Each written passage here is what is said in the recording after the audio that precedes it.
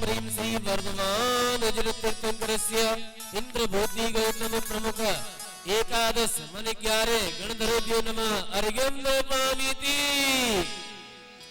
रिद्धि सूर्य की सुन बाणी रचितेगे वो आगम माना दुर्लभ पाना टिकट भावे पढ़तेगे उन गड़ गड़ गुरु को मुनि में गुरु अर्घ चढ़ाओ शीस नवा मेरे फल में पाओ लौट न आओ लोक शिखर का शीस आहा। ओम ह्रीं समवसरणस्थ श्री चतुर्विंशति तीर्थंकर समवसरणस्थ सर्वगणधरेभ्यो नमः अर्घ्योन अर्घ्यं ददामीति। भैया जी जाप करना है क्या जी नमः। ओम ह्रीं समवसरणस्थ श्री चतुर्विंशति तीर्थंकरभ्यो नमः। अपना स्वाहा बोलो जोर से। ओम ह्रीं समवसरणस्थ श्री चतुर्विंशति तीर्थंकरभ्यो नमः। ओम ह्रीं समवसरणस्थ श्री चतुर्विंशति तीर्थंकरभ्यो नमः। ओम ह्रीं समवसरणस्थ श्री चतुर्विंशति तीर्थंकरभ्यो नमः। ओम ह्रीं श्री समवसरणस्थ श्री चतुर्विंशति तीर्थंकरभ्यो नमः। ओम नमः। चलिए जयमाला करेंगे। अर्घ चढ़ाकर ठाट से अब गाऊंगा जयमाल फल के फल में बदली सी की मिथ्यात्म की चाल गुण को धारण करने वाले गणधर गुरु कहलाते हैं तीर्थंकर की वाणी और में को धारण कर पाते हैं।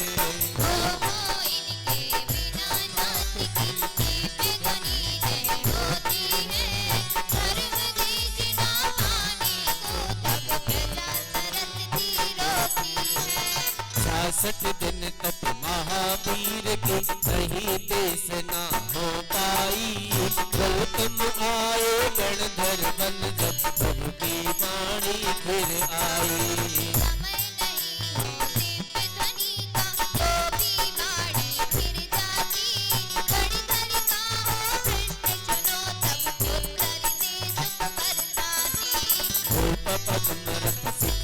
करने एक दिन मन में जाता था सितार तो नहीं मिल पाया पर भाग्य सितारा जागा था।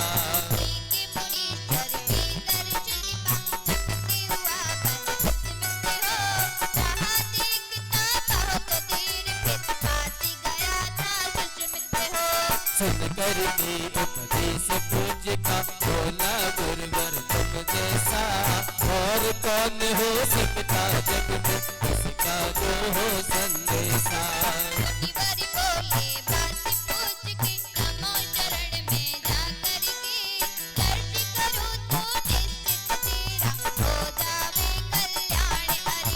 गुरुआ क्या बात ऐसे ही वह घर से निकला आने में चारों जिसमें फूल भरी थी दोनों घर से भारी थे।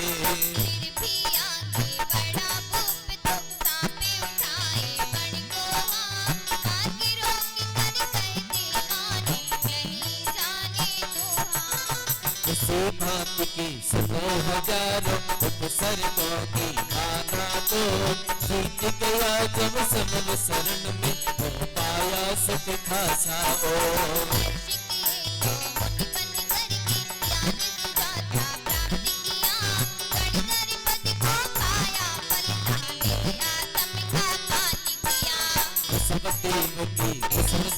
से महापुर की गणधर की महिमा को नहीं गा पाएंगे राज्य रहे हो गणधर भी।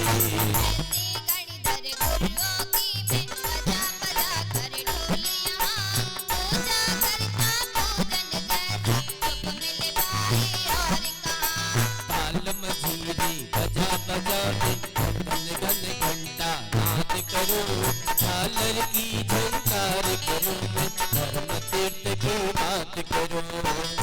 नहीं है गुण गाने के योग हमारे पास अहो और बाप की यज्ञ हेत नहीं हमारी खास अहो।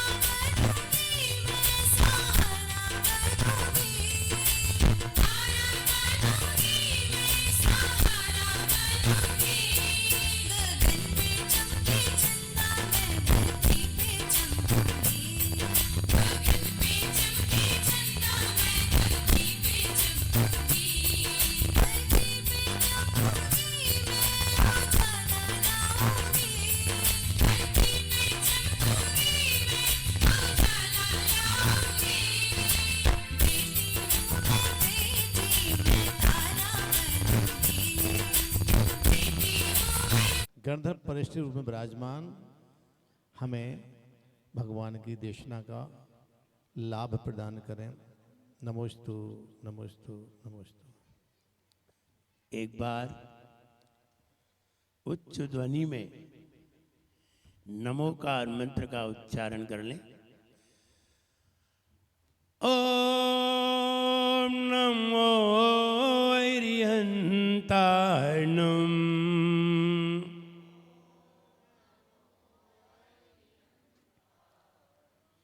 ओम नमो सिद्धाणम।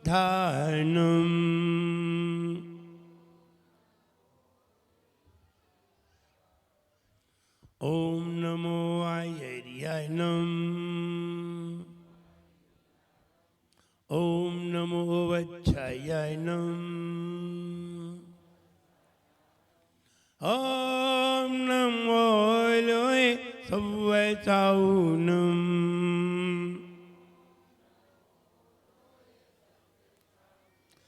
जोड़े 1000 श्री आदिनाथ भगवान की, 1000 श्री हरेनाथ भगवान की, 1000 श्री महावीर भगवान की, परम पूजाचार्य गुरुवर श्री विराग सागर जी गुरुदेव की, अहिंसामयी जैन धर्म की।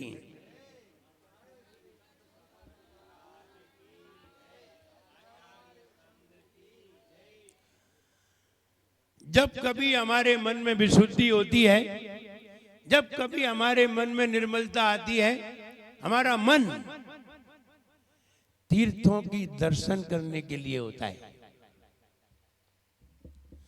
जब हमारे मन में राग उत्पन्न होता है, जब हमारे मन में कषाय उत्पन्न होती है, तब हमारा मन तीर्थों की वंदना करने का नहीं होता।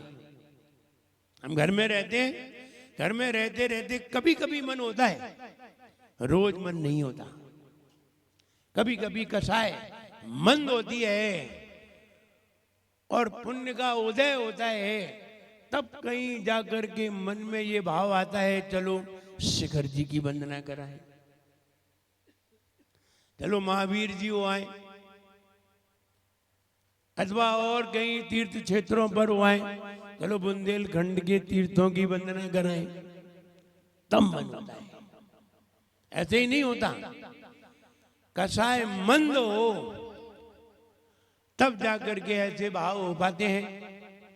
तीर्थों पर आकर के, चाहे आप सोनागिर जी जाइए, महावीर जी जाइए, शिखर जी जाइए, वहां पर सिर्फ मन की विशुद्धि बनती है। मन आपका सरल होता है। वो भी जरूरी नहीं है कि वहां जाओ और मन सरल हो, ये जरूरी नहीं है।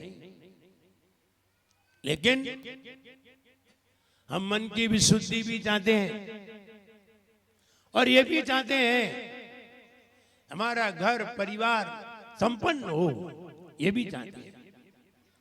केवल अपनी ही विशुद्धि नहीं चाहते, पूरे परिवार के बारे में सोचते हैं। और जब ये सोचते हैं तो निश्चित हमें कोई दूसरा काम भी करना चाहिए। तीर्थों पर जाने से मन शांत होता है। घर में संक्लेशित हो रहा था, आप तीर्थों पर जाइए तो आपको बड़ी असीम शांति सी प्राप्त होती है। ऐसा लगता है यहीं बैठे रहो। लेकिन जब साल भर घर में बैठे रहते हैं और घर में ही रहते हैं, उठना बैठना होता है, तो मन होता है चलो तीर्थ की वंदना कराएं। और जब तीर्थ पे 8 दिन हो जाते हैं तो फिर मन होता है चलो घर चलें। दोनों बातें होती हैं। जब विषयों की कषायों की बात आती है तब हमारा मन घर की ओर दौड़ता है, और जब स्वभाव की बात आती है, गुणों की बात आती है, शांति की बात आती है, तब हमारा मन तीर्थ की ओर जाने को होता है। ऐसे ही नहीं होता। जब हमारा मन अच्छा होता है तो मंदिर जाने का होता है, और जब मन में विकृति आती है तो फिर मंदिर से घर जाने का होता है। मंदिर भी जाते हैं और घर भी जाते हैं। ऐसा ही नहीं है कि मंदिर में ही बैठ जाते हैं। तो मन की निर्मलता और मन की विशुद्धि के लिए जितने भी तीर्थ क्षेत्र हैं सब इसीलिए है। लेकिन घर परिवार की संपन्नता के लिए ये तीर्थ तुम्हारे लिए निमित्त हैं। अब तुम्हारी समझ में आए या ना आए, ये निमित्त हैं। तुम कहोगे बाजू में टीकमगढ़ है, बाजू में बपोरा जी है, आर जी है, तो क्या हुआ? ये सब निमित्त हैं तुम्हारे घर की संपन्नता के लिए, तुम्हारे परिवार की वृद्धि के लिए, घर की संपन्नता के लिए निमित्त हैं। यदि हम तीर्थों पर जाते हैं और वहां जाकर के दर्शन पूजन करते हैं और पूजन करने के बाद जब दान करते हैं तब हमारे घर में संपन्नता बनती है। पूजन करने से नहीं, दान करने से संपन्नता बनती है। इसलिए जब भी तीर्थ पर जाओ, जब भी दर्शन करने जाओ, किसी भी तीर्थ पर जाओ, कुछ ना कुछ त्याग करके जरूर आओ। तुम कहोगे हम तीर्थ पे गए, हमने रात्रि में भोजन का त्याग कर दिया, इससे तुम्हारी मन की विशुद्धि बनी, इसके घर की संपन्नता नहीं बनी। इसे तुम महाराज बन जाओगे। ऐसे नियम लेने से जल्दी महाराज बन जाओ, घर छूट जाएगा। घर बढ़ेगा नहीं, छूट जाएगा। लेकिन अगर दान करते हैं तो घर में वृद्धि होती है। दाना भोगो। जितने भी तुम्हें बाहर के पदार्थ अच्छे बुरे जितने भी प्राप्त हुए हैं, ये सब दान के कारण है। जितने भी, किसी के हाथ में आईफोन है और किसी के हाथ में कीबोर्ड वाला है। फोन तो दोनों के पास है। किसी के हाथ में 1.5 लाख का फोन है और किसी के हाथ में 1,500 वाला है। समझिए, ये व्यक्ति के दान का परिणाम है। जिसने त्याग किया है, दान किया है, उसके हाथ में हर चीज, हर वस्तु है। और जिसने दान नहीं किया है, उसके हाथ में नहीं है। ये बाहर के जितने भी निमित्त मिलते हैं, जितने भी बाहर की वस्तुएं प्राप्त होती हैं, ये सब हमारा देने का परिणाम है। जिनके पास है दे करके आए हैं, दिया है, नहीं है दिया ही नहीं है। इसलिए बाहर की संपन्नता प्राप्त करनी है और बाहर की संपन्नता प्राप्त करना जरूरी है, क्योंकि बाहर की संपन्नता प्राप्त हुए बिना अंतरंग तुम प्रवेश नहीं कर सकते। इसलिए बाहर की संपन्नता पहले चाहिए। और बाहर की संपन्नता पाने के लिए क्या है? देना सीखो। चक्रवर्ती कोई ऐसे ही नहीं बन जाता है। न जाने कितना उसने दान दिया होगा, तब जाकर के इतना वैभव प्राप्त हुआ होगा। ऐसे ही नहीं हो जाते। राजा बने होंगे, बड़े बड़े राजा बने होंगे, राजा बन के पूरा राजपाट त्याग किया होगा, तब कहीं जाकर के 6 खंड का राजा बना होगा। ऐसे कोई दुकानदार वहां नहीं बनते चक्रवर्ती। राजा बने होंगे, पहले तो नगर के राजा, फिर राज्य के राजा बने होंगे, और फिर सब कुछ त्याग किया होगा, तब कहीं जाकर के 6 खंड के अधिपति बन पाए होंगे। उनका बैकग्राउंड देखिए, किसी भी चक्रवर्ती का बैकग्राउंड उठा करके देखिए, उसने क्या क्या त्याग किया था, क्या छोड़ा था। जितना छोड़ते जाओगे उतना ही ऊपर बढ़ते जाओगे, और जितना पकड़ते जाओगे उतना ही नीचे धंसते जाओगे। इसलिए श्रावक को इसका उपदेश इसलिए दिया जाता है कि परिग्रह तो श्रावक के ही पास हुआ करता है। इसलिए श्रावक को ये उपदेश दिया जाता है, हमारे घर में संपन्नता हो, हमारा घर संपन्न हो, ऐसा भाव करते हुए हमें तीर्थों की वंदना भी करना चाहिए, मन को विशुद्ध भी करना चाहिए और त्याग भी करना चाहिए। इसलिए जब भी आए कुछ ना कुछ त्याग अवश्य करें। बोले हम रोज जाएंगे तो क्या रोज त्याग करेंगे? हाँ, रोज त्याग करें। क्या जा रहा है रोज त्याग करने में? रोज आ रहे हैं बड़ा गांव से, और कहां से आ रहे? और डूना से, और गगरवाल से, और आसपास से जहां से भी आ रहे हैं, रोज आ रहे हैं। रोज हमें त्याग करना चाहिए, रोज दान करना चाहिए। इतना हमारे पास है ही नहीं। अरे ऐसा नहीं है कि है नहीं, ऐसा नहीं है। आपके पास 100 रुपए तो है, हाँ इतने तो हैं, यही करो। रोज करो, रोज करोगे 100 करोगे तो 1000 मिलेंगे भी। ये बात अलग है, करेगा कोई आएंगे कहीं और से, ये बात अलग है, लेकिन मिलेंगे।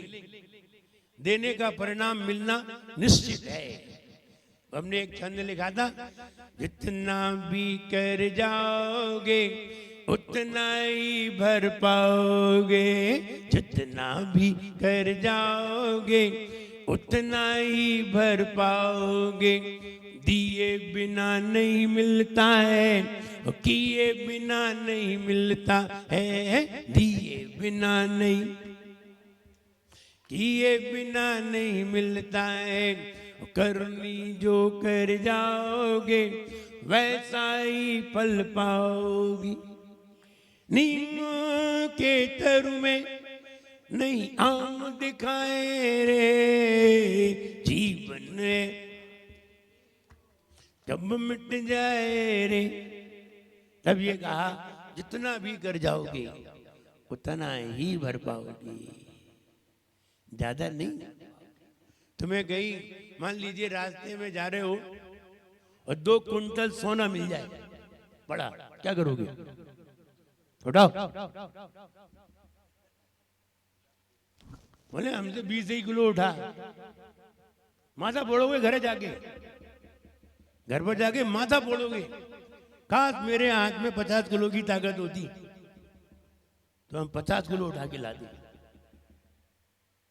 कहा जितना भी कर जाओगे उतना ही बढ़ पाओगे, उतना ही उठा पाओगे। उठेगा ही नहीं, वो देगा ही नहीं। देने से दिल बड़ा होता है, देने से दिल मजबूत होता है, रखने से दिल कमजोर होता है। कमजोर वाले ही रखते हैं। चिंतन सुनिए, अगर आपने दिया है तो ये दिल मजबूत होगा, अगर आपने दिया है तो ये दिल बड़ा होगा, मजबूत होगा।